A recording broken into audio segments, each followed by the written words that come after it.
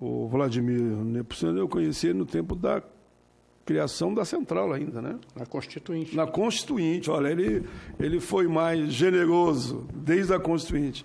Eu fui Constituinte, ele já era assessor, trabalhava muito nessa área. O Vladimir Nepomuceno é assessor e consultor de entidades sindicais, representante da INSIG e assessoria parlamentar. A palavra é teu pelo tempo que tiver os outros. A palavra é contigo. Bom, em primeiro lugar, boa tarde a todas e todos os presentes, a quem está nos assistindo pelos canais do Senado.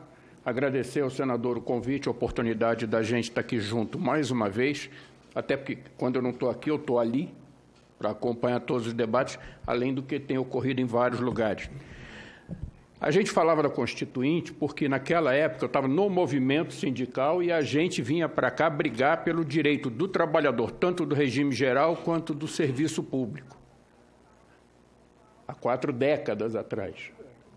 Mudamos as aparências, mudamos as datas e a luta continua igualzinha, a gente vai ver isso aqui. Eu sou servidor público aposentado, trabalhei durante muito tempo no INSS, fui assessor aqui nessa casa, quer dizer, na Câmara, aqui no Congresso, e passei 13 anos no governo federal como diretor de Relações de Trabalho, onde o Luiz Roberto Pires Domingo fez parte da nossa equipe, na área de saúde do trabalhador, e depois, com a chegada do governo Temer, eu requeri o meu direito de sair, porque eu já tinha 41 anos de contribuição, pude pedir aposentadoria. Juntei o que aprendi no movimento sindical com o tempo de governo e resolvi ajudar os companheiros, tanto parlamentares quanto as entidades do movimento sindical.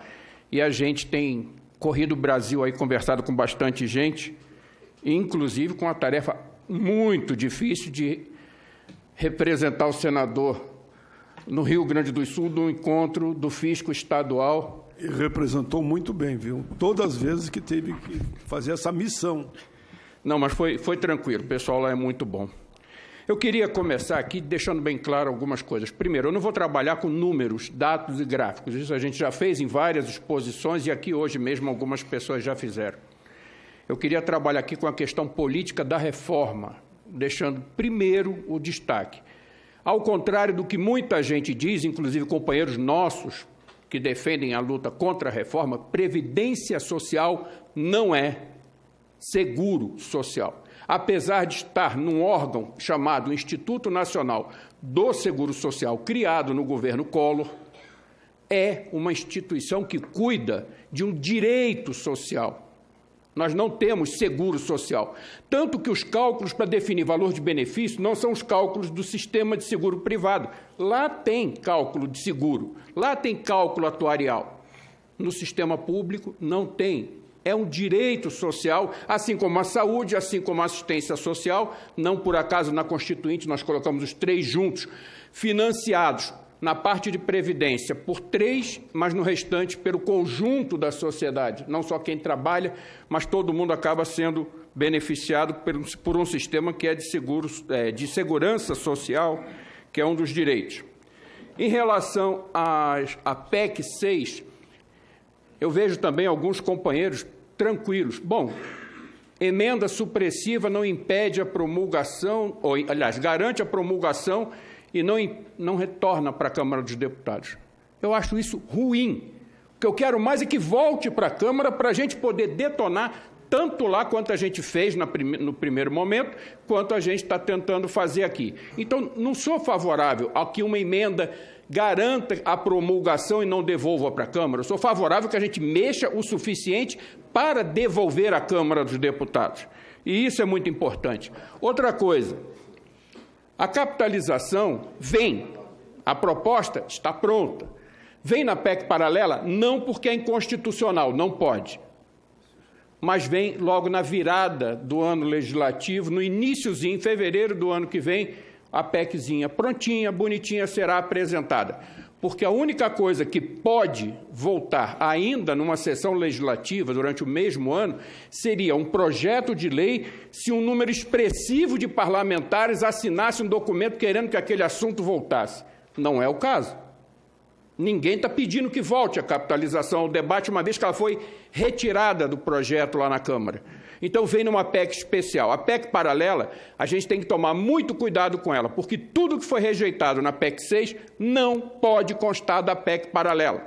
Como já foi dito, inclusive, por assessores aqui do Senado e pelo próprio relator, o que não entrar aqui, entra na PEC paralela. O que não for contemplado aqui, vem na PEC paralela, ou seja, uma PEC 2. Reforma da Previdência à continuação. Então, a gente tem que ter isso bem claro. Algumas observações que eu acho importante a gente fazer. Primeiro, o que nós estamos fazendo? No sistema que atende à população de um modo geral, tirando servidores públicos, nós estamos aumentando o tempo de contribuição, aumentando a idade mínima, diminuindo o benefício para quem conseguir chegar, porque um dos objetivos está sendo alcançado.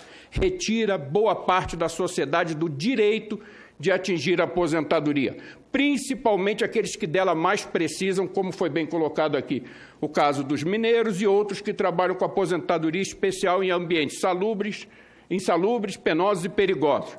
E eu até lembro, lá na CCJ essa semana, Rogério Marinho comparou o mineiro daqui com o mineiro da Alemanha.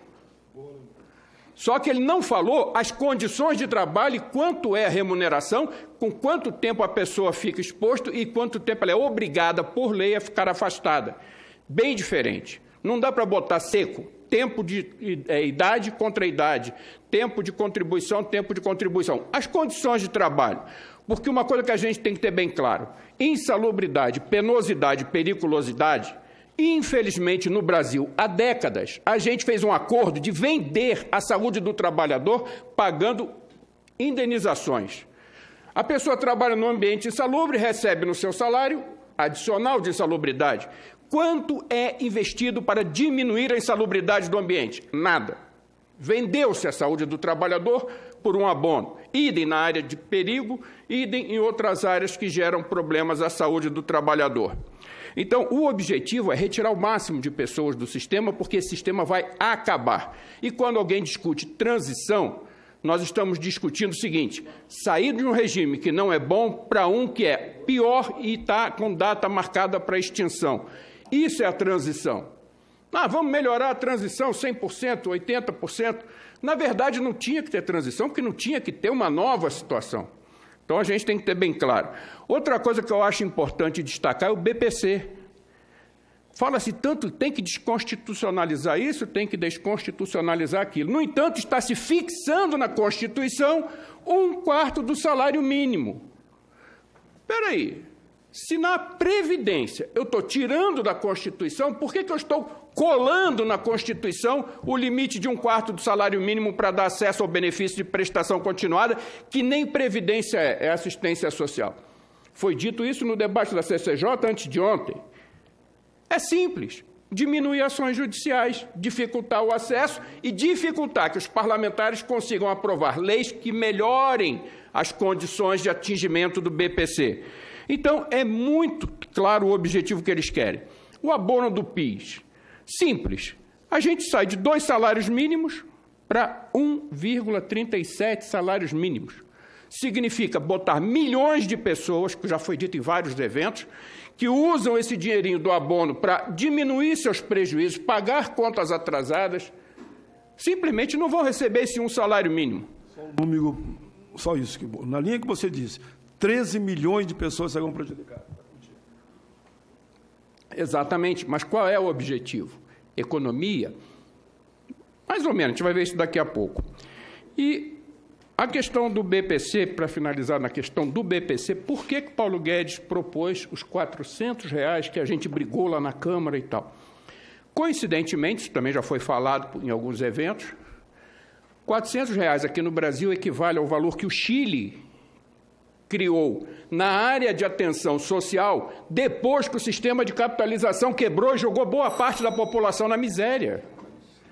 Então, não foi por acaso, R$400 não saiu de um cálculo muito bem elaborado de estudos. Foi apenas o seguinte: vem cá, Michelle Bachelet, quando presidente do Chile, criou um valor para tapar um rombo gigantesco, mas com um dinheiro pequenininho. Porque boa parte da população estava cometendo suicídio, estava morrendo à míngua na rua. E a gente que conhece o Chile sabe, inverno lá não é inverno qualquer. As pessoas morrem de frio na rua no Chile. Outra coisa, a gente discute muito na PEC a questão dos benefícios. Não, a gente discute aposentadoria. Porque benefícios como acidente de trabalho, auxílio-doença, acidente, auxílio-reclusão. Alguém falou em auxílio-reclusão nessa PEC? Que a família de um preso que foi contribuinte tem direito de receber? Ninguém falou nada. Salário maternidade, salário família, quem paga? Tudo isso a reforma está jogando para quem puder. Contrata uma seguradora, você vai dizer o seguinte: quanto eu contribuo para ter direito a algum dinheiro se eu tiver que me afastar do trabalho por motivo de doença? Porque, pela PEC, o sistema vai tratar de forma muito superficial esse assunto. Privatiza praticamente. Sim, e aí privatiza criando condições para Bradesco, Itaú e outros venderem seus planos de seguro, como eles já estão preparando a capitalização. Outra coisa, o sistema de repartição é deficitário?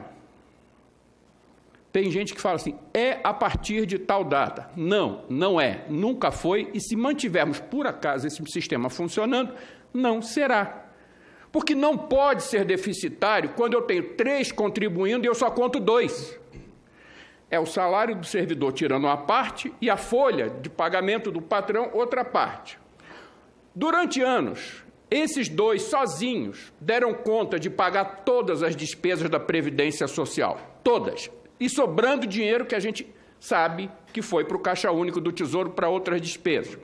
O terceiro participante, que é o Estado, não precisou botar 1 centavo durante anos. Quando ele chega, cumprindo obrigação constitucional, a botar R$1, ele fala, deu R$1 de déficit.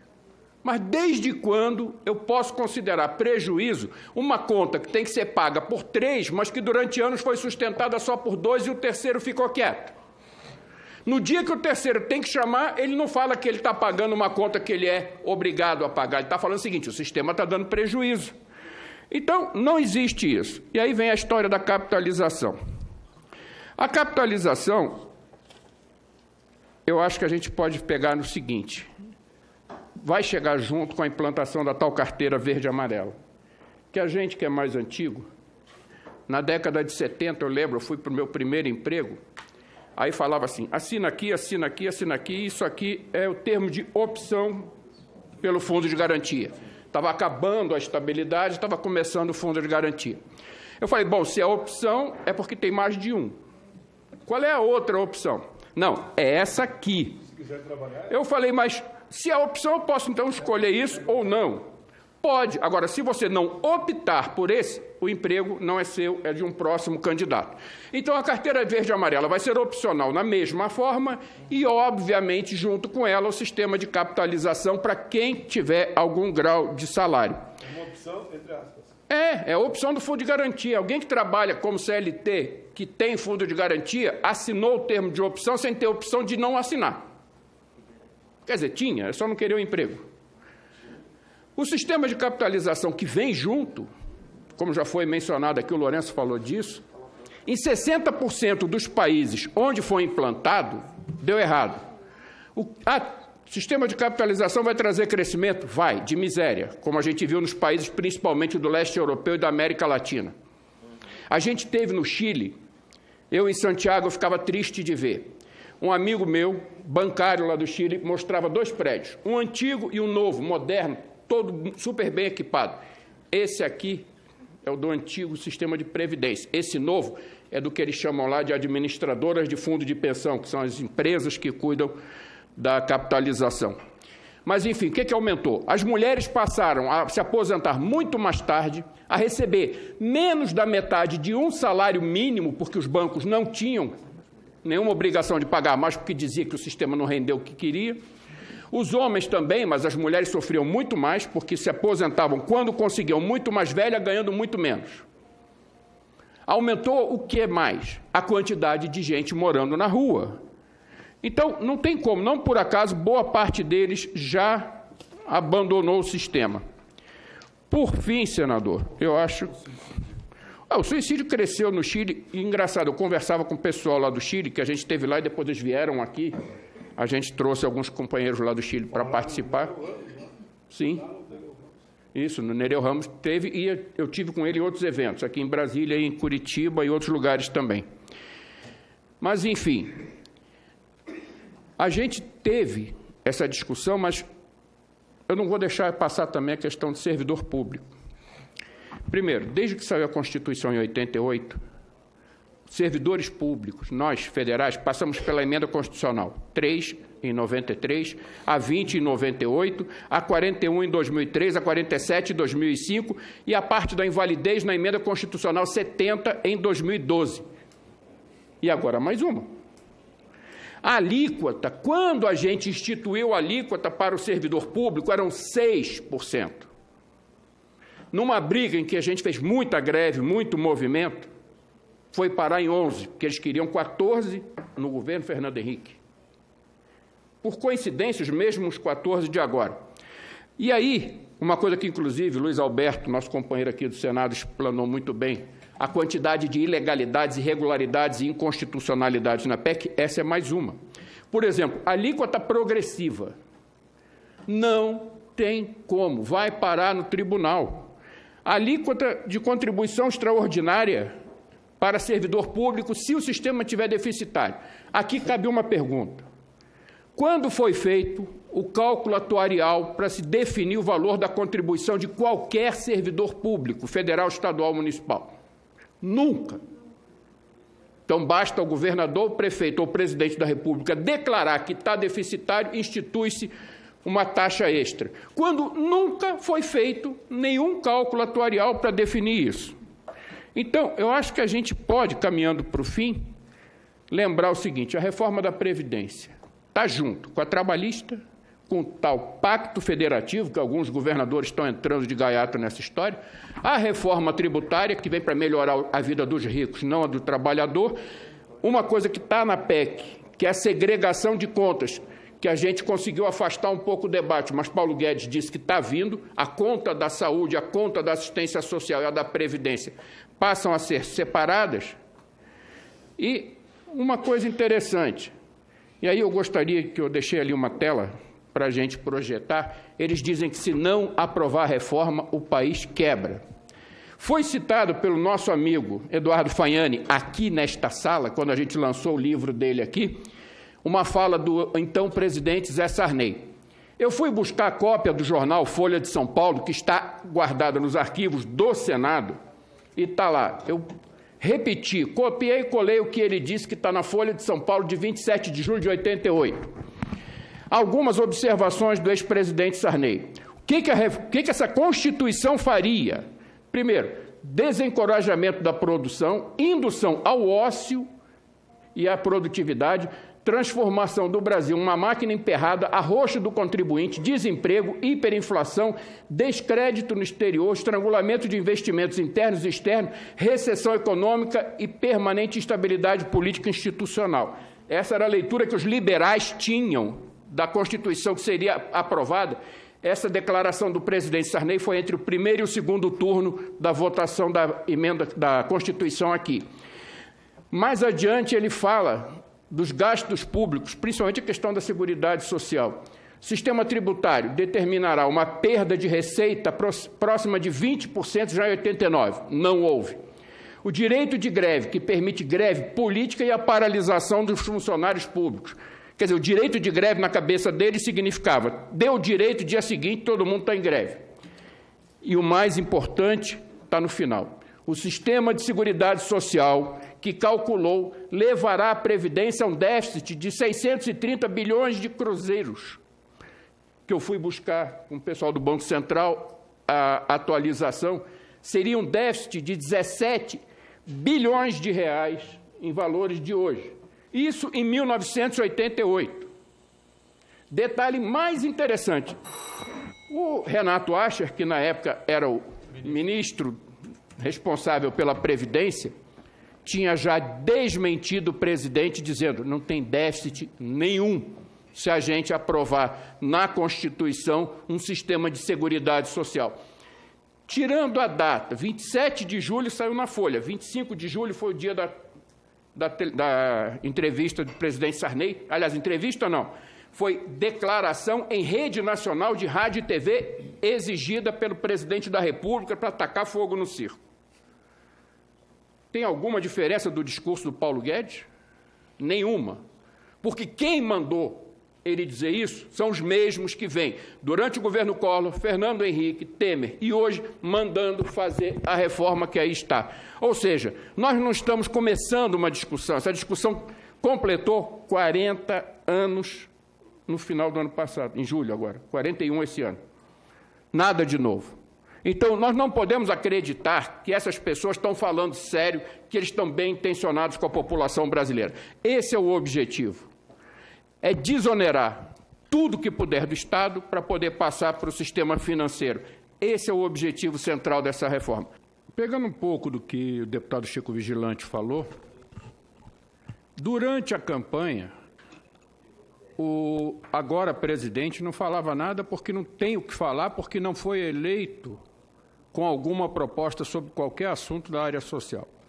Mas nós fazíamos, inclusive, ao final do primeiro turno, um levantamento do que a grande imprensa noticiava, principalmente Estadão, Folha e o Globo, e nós tínhamos 4 pessoas que ainda não eram ministros, porque o presidente não estava ainda empossado, que tinha os irmãos Weintraub, um deles hoje ministro da Educação, e uma outra dupla, Paulo Tafner e Armínio Fraga, já montando a programação das reformas que o novo governo deveria fazer. Não por coincidência, os irmãos Weintraub, um deles foi direto para o Palácio do Planalto e depois foi removido para o MEC, para azar do povo da educação. O Paulo Tafner continua conselheiro, Armínio Fraga continua conselheiro, Paulo Guedes, que coordenou o grupo todo, virou o ministro que centralizou. Agora, isso mostra que não é novo, não é esse presidente que criou esse projeto. Esse projeto vem desde a década de 80. A Constituinte incomodava. Tentaram no governo Collor, tentaram no governo Fernando Henrique, aliás, tentaram no governo Sarney, Collor, Fernando Henrique e no governo Temer. Eu mencionava aqui que nós tínhamos uma disputa de servidores públicos na questão da contribuição previdenciária, e o nosso amigo aqui, consultor do Senado, Luiz Alberto, me manda uma mensagem no WhatsApp lembrando que nós ganhamos uma DIN contra Fernando Henrique, que queria colocar 25% de desconto para servidores públicos, federais, estaduais e municipais. Nós fomos ao Supremo e derrotávamos. Luiz Alberto muito bem me lembrou aqui. E o mais interessante é que nessa proposta tinha uma parte fixa e uma parte temporária. Nenhuma novidade, ser semelhança com o que está se colocando agora. Se propunha 11% para toda a remuneração do servidor, 9% entre R$ 1.200 e R$ 2.500 e 14% sobre o que passasse R$ 2.500, que o percentual, tirando os cálculos, daria 25% da remuneração toda do servidor no período. Sendo que parte disso era temporário, de 99 até 2002, quando terminava o mandato de Fernando Henrique. Ou seja, não tem nada de novo nessa reforma. A questão, já pegando algumas coisas, por exemplo, a Cris fala de manter os privilégios. Está mantido. Setor financeiro, não contribui com nada. Grandes fortunas, também não. Agronegócio, estava no texto original, foi tirado na Câmara. O que eles tiraram do exportador do agronegócio é muito mais do que o que estariam economizando com pensão pós-morte e com a questão das mulheres. Aqueles 5 anos das mulheres, o que foi economizado ali, se economizaria muito mais se tivesse cobrado do agronegócio exportador. E aí, lembrando a questão do trabalhador rural, certa vez eu estava em Alagoas, a caminho do Rio de Janeiro, encontrei um grupo de trabalhadores rurais, cortadores de cana, igual o vídeo que nós assistimos, que estavam saindo de Alagoas porque tinha terminado o trabalho ali, a safra já estava adiantada, eles iam para Campos, no norte do estado do Rio, tentar uma vaga e, se conseguissem, quando terminasse, eles iriam para o interior de São Paulo, Ribeirão Preto, aquela região também de cana. nada garantiria que eles iam sair de um estado para outro para conseguir emprego. Então, não tem jeito. É para prejudicar de qualquer forma. Por fim, a questão da realidade demográfica, eles falam, como foi falado aqui, inclusive, pelo representante do Ministério, a semana passada, citou, por acaso, países do norte da Europa. Por coincidência, eu tive lá.